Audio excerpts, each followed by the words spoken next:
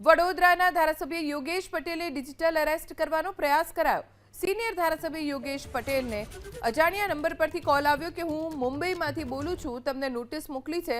આ કોલથી શંકા જતા યોગેશ પટેલે તરત પોલીસ કમિશનર તેમજ હર્ષ સંઘવીને રજૂઆત કરી। યોગેશ પટેલે કોલ કરનારને જવાબ આપ્યો કે તું જે સ્કૂલમાં ભણ્યો એનો હું પ્રિન્સિપાલ રહી ચૂક્યો છું। આ સાંભળતા જ સામેથી તરત ફોન કાપી નાખવામાં આવ્યો। ઘટના બાદ તાત્કાલિક તેમણે શહેર પોલીસ કમિશનરને ફોન કર્યો હતો અને બધી જ વાત જણાવી। ત્યારબાદ પોલીસ કમિશનરે સાયબર સેલના એસીપી સાથે વાત કરી। જે નંબર પરથી ફોન આવ્યો હતો તેની વિગત સાયબર સેલમાં આપી છે।